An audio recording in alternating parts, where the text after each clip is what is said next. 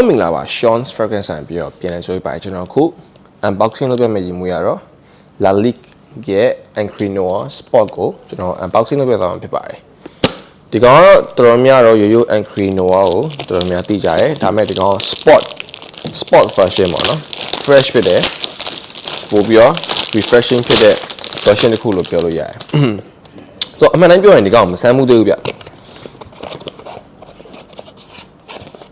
ဆိုတော့ plain ပုံစံကတော့ Encre Noir ထွက်တဲ့အတိုင်းပဲဒါပေမဲ့ထဲက juice ကိုဖောက်ပြီးတော့မြင်နေရတယ်ဆိုတော့အထက်က juice ကအရင်အစိမ်းအောင်ပြ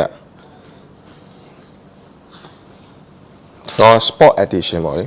ဆိုတော့ spot ဆိုတော့ကျွန်တော်တို့အားကစားလုပ်တဲ့အချိန်သုံးလို့ကောင်းတယ်ဆိုတော့ရည်ရွယ်ချက်နဲ့ထုတ်ထားတဲ့ version တစ်ခုပေါ့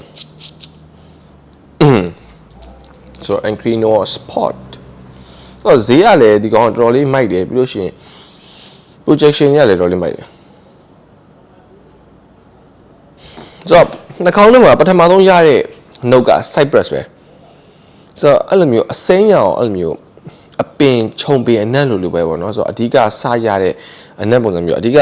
ဟိုပါ cypress သူ့ရဲ့ cypress ကဆိုတော့အဲ့လိုမျိုး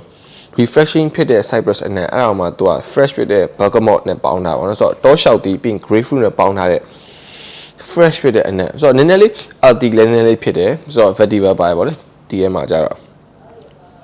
ဟုတ်တယ်ဗျဒီကောင် earthy ဖြစ်တယ် fresh လေးဖြစ်တယ်ဆိုတော့နည်းနည်းလေးတော့တမျိုးလေးတော့ဖြစ်နေတယ်ပေါ့နော် spot ကတော့ကောင်းတော့ကောင်းတယ်ဒါပေမဲ့earthy ဖြစ်တယ် fresh ဖြစ်တယ်ဆိုတော့မဆိုးပြဒီကောင်ဆမ်းပြီးတော့တခြားသုံးကြရမယ်ပေါ့နော်ဆိုတော့အရင်ကြီးကောင်းတယ်လည်းမပြောရဘူးမကောင်းလို့လည်းတိတ်ပြီးမပြောရတော့ဘူးဒါကတော့ကျွန်တော် first impression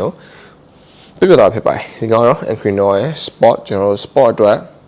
ကြည့်ရပြီးတော့ထုတ်ထားတဲ့ကောင်ဆိုတော့ဒီလောက်ပါပဲ